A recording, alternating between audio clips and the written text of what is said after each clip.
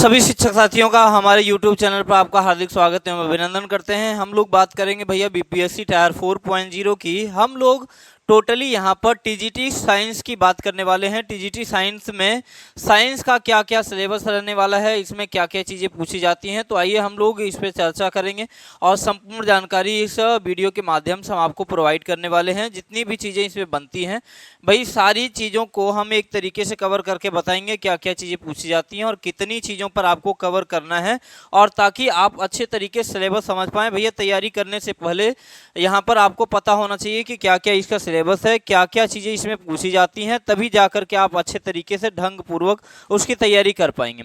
अगर जब उसमें आने वाली चीज़ें ही आपको नहीं पता रहेंगी तो आप उसकी तैयारी अच्छे तरीके से नहीं कर पाएंगे। तो हम लोग बात करने वाले हैं टीजीटी साइंस सिलेबस की। सिलेबस यहाँ पे निर्धारित है भैया 9th और 10th का। अगर आप शिक्षक बनना चाहते हैं वो भी साइंस विषय में, तो आपके पास यहाँ पर मैंने क्या डिग्री होनी चाहिए, इसकी एलिजिबिलिटी क्या होनी चाहिए, सबकी क्राइटेरिया मैंने बता दिया है। अगर वो वीडियो आपने नहीं देखा है तो जाकर के वो वीडियो देख सकते हैं भाई। अब यहाँ पे साइंस में क्या क्या चीज़ें पूछी जाती हैं, तो भैया हम लोग बात करने वाले हैं। सबसे पहले प्रथम चीज़ें क्या हैं हमारे पास, यहाँ पर आपका जो एग्जाम कंडक्ट होगा, यहाँ पे बीपीएससी टायर 4 की बात करूँ मैं, तो टोटल मार्क्स जो होंगे 150 नंबर का आपका पेपर आने वाला है भाई। 150 नंबर का पूरा पेपर पूछा जाता है और टोटल क्वेश्चन जितने होंगे, टोटल क्वेश्चन की संख्या भी 150 ही होती है। आपको टोटल टाइम मिलेंगे 2.5 घंटे का समय मिलने वाला है। उसके बाद नेगेटिव मार्किंग की बात करेंगे तो इसमें नेगेटिव मार्किंग नहीं होती है भाई, नेगेटिव मार्किंग बिल्कुल नहीं होती है, याद रखिएगा। अब यहाँ पर टोटल 3 पार्ट में आपका एग्जाम होगा।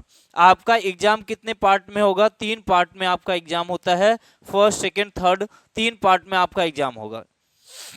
यहाँ पे लैंग्वेज सेक्शन जो होगा, लैंग्वेज सेक्शन क्वालिफाइंग मार्क होता है, जो कि 30% मिनिमम इसमें मार्क चाहिए होता है। सब्जेक्ट की बात करते हैं, सब्जेक्ट कंसर्न सिलेबस की बात करूंगा मैं। बेस्ड ऑन SCERT और NCERT बुक के आधार पर यहाँ पर आपको क्वेश्चन पैटर्न की बात करें भैया तो MCQs टाइप के क्वेश्चन आएंगे। 150 के 150 प्रश्न आपके ऑब्जेक्टिव प्रश्न रहेंगे, अर्थात कहने का मतलब एक प्रश्न दिया जाएगा और 4 उसके ऑप्शन दिए जाएंगे, जिसमें कोई एक उसमें से ऑप्शन सही होगा। ठीक है ना भाई। चलिए, अगर किसी को भी कोई भी समस्या आती है सिलेबस समझने में या इससे संबंधित कोई भी जानकारी आपको चाहिए तो हमें कमेंट करके जरूर बताइएगा। हम इसका निराकरण जल्दी ही आपको कमेंट बॉक्स में कर देंगे भाई। देखिए, अगर हम पार्ट की बात करते हैं तो पार्ट 1 में आपका लैंग्वेज सेक्शन आता है। लैंग्वेज में आप हिंदी, इंग्लिश, उर्दू और बांग्ला से संबंधित जो भी लैंग्वेज आप चूज करेंगे उसके आपको 30 क्वेश्चन मिलेंगे और 30 मार्क का होगा। हर एक क्वेश्चन 1 नंबर का पूछा जाएगा, नेगेटिव मार्किंग नहीं है भाई। अब पार्ट 2 की बात करूंगा, यहाँ पे आपसे पूछा जाएगा जनरल स्टडीज। जनरल स्टडीज में प्राइमरी लेवल के मैथ, जनरल साइंस, यहाँ पे जनरल अवेयरनेस, जनरल यहाँ पे रीजनिंग आएगा, जनरल स्टडीज आ जाएगा, जियोग्राफी से पूछा जाएगा, EVS से, इंडियन नेशनल मूवमेंट से क्वेश्चन पूछे जाएंगे। ये सब मिला करके टोटल कितने नंबर के पूछे जाएंगे? 40 क्वेश्चन इसके आएंगे और 40 नंबर के आएंगे, अर्थात कहने का मतलब टोटल यहाँ पर आपसे पूछा जाएगा 70 नंबर का और 70 क्वेश्चन भी। ठीक है ना भाई। यहाँ पे 70 नंबर का 70 क्वेश्चन पूछा जाएगा, जो कि यहाँ से आपको ये क्वालिफाइंग नेचर का होता है।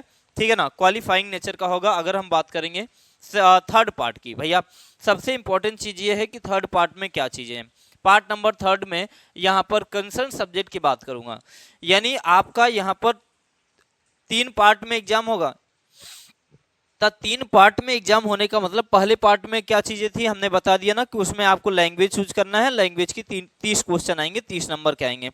और दूसरे पार्ट में हम लोग बात करें, दूसरे पार्ट की हमने आपको बता दिया कितने यहाँ मैथ से क्वेश्चन पूछे जाएंगे, रीजनिंग से, जनरल अवेयरनेस से, साइंस से, ज्योग्राफी से, EVS से, इंडियन नेशनल मूवमेंट से पूछा जाएगा। टोटल मिला करके 40 प्रश्न आएंगे। तब भैया यहाँ पे टोटल आपके पास जो है 70 नंबर का 70 क्वेश्चन पूछा जाएगा। 1 नंबर का 1 क्वेश्चन होता है। ये क्वालिफाइंग नेचर का होगा, मैंने बता दिया 30% मार्क इसमें चाहिए। उसके बाद यहाँ पर इंपॉर्टेंस क्या है, साइंस की बात करूंगा मैं। साइंस में टोटल 80 नंबर का आपका क्वेश्चन ये भी आएगा। टोटल 150 मार्क का आपका पेपर होगा।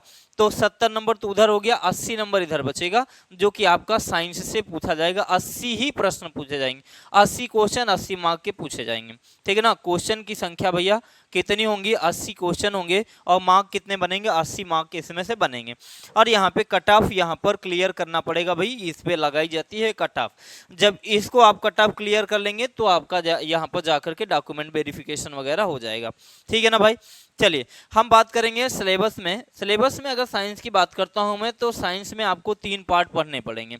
आपको फिजिक्स भी पढ़ना पड़ेगा, केमिस्ट्री, बायोलॉजी, ये 3 चीज यहां से आपको पढ़नी पड़ेगी भैया। तो हम लोग पहले बात करेंगे बायोलॉजी में कौन कौन सी चीजें पूछी जाती हैं। तो भाई हम इंट्रोडक्शन की बात करेंगे, परिचय की बात करेंगे, ठीक है ना। बायोलॉजी का इंट्रोडक्शन क्या है, परिचय इसकी क्या है, पहला। दूसरा यहाँ पे बात करेंगे सेल एंड टिश्यूज की बात करेंगे, कोशिका ऊतक से संबंधित प्रश्न यहाँ से पूछे जाएंगे। फिर आपका यहाँ पे न्यूट्रिशन क्या है, पोषण क्या है, पोषण से संबंधित चीज पूछी जाएगी। फिर different system of human body, मतलब मानव शरीर की विभिन्न प्रणालियां पूछी जाएंगी। फिर ह्यूमन डिजीज सिस्टम पूछा जाएगा, मानव पाचन तंत्र, हाँ डाइजेस्टिव सिस्टम भाई, सॉरी, ह्यूमन डाइजेस्टिव सिस्टम मतलब मानव पाचन तंत्र से संबंधित क्वेश्चन पूछे जाएंगे। फिर ह्यूमन रिस्पायरेटरी सिस्टम से पूछा जाएगा, मानव श्वसन तंत्र से सारी चीजें पूछी जाएंगी, श्वसन तंत्र में क्या क्या चीजें होंगी, ठीक है ना, इसके अंदर जो चीजें यहाँ से। तो बात करेंगे अगला, ह्यूमन ब्लड सर्कुलेटरी सिस्टम मतलब मानव रक्त परिसंचरण तंत्र से संबंधित प्रश्न पूछे जाएंगे। भाई आगे बढ़ेंगे, ठीक है ना। इधर शायद हमने यहाँ पर टाइपिंग में इंग्लिश नहीं लिखा गया है भैया, आप लोग देख लीजिएगा, ठीक है ना।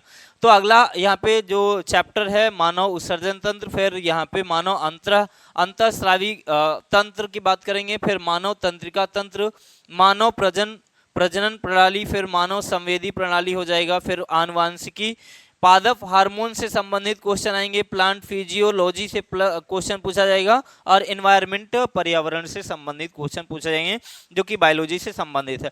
अब हम बात करेंगे भैया केमिस्ट्री की।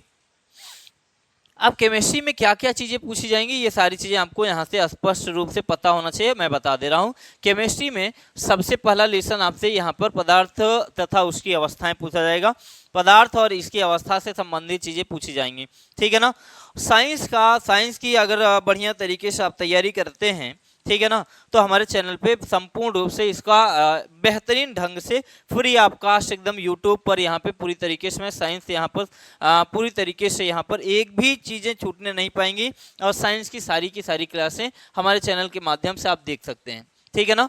कल से हमारी साइंस की चीज़ें यहाँ से साइंस की क्लासें स्टार्ट हो रही हैं, तो आप हमारे चैनल के माध्यम से पीडीएफ वगैरह सारी चीज़ें आपको हम प्रोवाइड करेंगे। तो भैया पहला चीज़ यहाँ से आ गया, पदार्थ तथा उसकी अवस्थाएं, पहला हो गया। फिर दूसरा, पदार्थ का भौतिक एवं रासायनिक वर्गीकरण क्या हो जाएगा। फिर ठोस, द्रव, गैस, प्लाज्मा एवं बोस आइंस्टीन कंडेंसेट, यहाँ पर इस अवस्था से पूछ लेगा। फिर भौतिक एवं रासायनिक परिवर्तन क्या होता है, इससे संबंधित क्वेश्चन पूछ सकता है। तत्व, यौगिक मिश्रण, अणु से संबंधित क्वेश्चन, डाल्टन का परमाणु सिद्धांत से पूछा जाएगा। फिर परमाणु संरचना से संबंधित चीजें पूछे जाएंगे। फिर जे थॉमसन का परमाणु मॉडल, थॉमसन के परमाणु मॉडल से संबंधित चीजें, यहाँ से रदरफोर्ड से संबंधित चीजें, रदरफोर्ड के परमाणु मॉडल से संबंधित चीजें आपको पढ़ना पड़ेगा भाई। फिर बोरबरी का परमाणु मॉडल पढ़ना पड़ेगा, बोरबरी के परमाणु मॉडल की कमियां क्या थी, ये सारी चीजें इसमें आपको देखनी पड़ेगी भाई। फिर यहाँ से आपको यहाँ पे 11वां बात करेंगे सोमरफील्ड का परमाणु मॉडल, फिर रासायनिक बंध एवं संयोजकता पढ़नी पड़ेगी। फिर तत्वों का वर्गीकरण, क्लासिफिकेशन अर्थात पीरियोडिक टेबल से संबंधित चीजें आपको यहाँ से पढ़ना पड़ेगा भाई। फिर अम्ल, क्षार, लवण से संबंधित हाइड्रोकार्बन धातु एवं उसके कंपाउंड की बात करेंगे, उसके यौगिक से संबंधित चीजें आपको पढ़ना चाहिए। फिर धातु एवं अधातु के बारे में सारी जानकारी आपको होना चाहिए। फिर दैनिक जीवन में रसायन का उपयोग, यहाँ पर दैनिक जीवन में, हमारे दैनिक जीवन में रसायन का क्या क्या उपयोग है, क्या क्या यूज है, वो उन सारी चीज़ों की जानकारी यहाँ से आपको होनी चाहिए। तो भाई यहाँ पर गारंटी के तौर पे कह रहे हैं कि हमारे चैनल के माध्यम से आप साइंस का संपूर्ण विस्तार आप पढ़ने वाले हैं। तो भैया इस चैनल को सब्सक्राइब जरूर कर लीजिएगा, ताकि कल से हमारी क्लासें अगर स्टार्ट हों तो नोटिफिकेशन आपके पास जाए, ठीक है ना भाई। चलिए आगे बढ़ेंगे हम लोग। तो पहला यहाँ फिजिक्स की बात करूंगा मैं, फिजिक्स में कितनी चीज़ें आपको अटेम्प्ट करनी है, कितनी चीज़ें पढ़नी है। तो भैया मात्रक एवं विमाएं पढ़ना पड़ेगा, बल तथा उसके प्रकार पढ़ना पड़ेगा, बल एवं गति के प्रकार पढ़ना पड़ेगा, कार्य एवं ऊर्जा शक्ति से संबंधित चीजें पढ़ना पड़ेगा, उष्मा, गुरुत्वाकर्षण, प्रकाश, तरंग, चुंबकत्व, वैद्युत, दैनिक जीवन में भौतिकी क्या होती है, फिर यहाँ से आपको साउंड वगैरह ध्वनि पढ़ना पड़ेगा, ठीक है ना। ध्वनि, हालांकि तरंग में सारी चीजें आ जाएंगी, तो सारी चीजों की यहाँ से बारी बारी से चीजों को पढ़ लेंगे, ठीक है ना। यहाँ से हमने आपको संपूर्ण सिलेबस की जानकारी दे दी है, और भैया जो भी चीज़ें हैं इसमें हम अपने चैनल के माध्यम से पूरी की पूरी चीज़ें फ्री ऑफ कॉस्ट आपको प्रोवाइड करेंगे, ठीक है ना। और गारंटी के तौर पे कहते हैं कि इसमें से सारी चीज़ें आपकी बीपीएससी, ठीक है ना, प्रीवियस ईयर के आधार पर हम जितनी भी चीज़ें अभी कवर कर रहे हैं प्रीवियस ईयर के आधार पर सारी चीज़ों को यहाँ पर हम क्वेश्चन भी टाइप करेंगे और पूरा चैप्टर भी आपको यहाँ पे विथ पीडीएफ देंगे। तो भैया निश्चित रूप से आपको जानकारी अगर अच्छी लगी हो तो हमारे चैनल को लाइक, सब्सक्राइब, शेयर कर सकते हैं, ठीक है ना। चलिए, तो हम इसी के साथ यहाँ पे वीडियो को समाप्त करते हैं। सभी साथियों का बहुत बहुत धन्यवाद हमसे जुड़ने के लिए।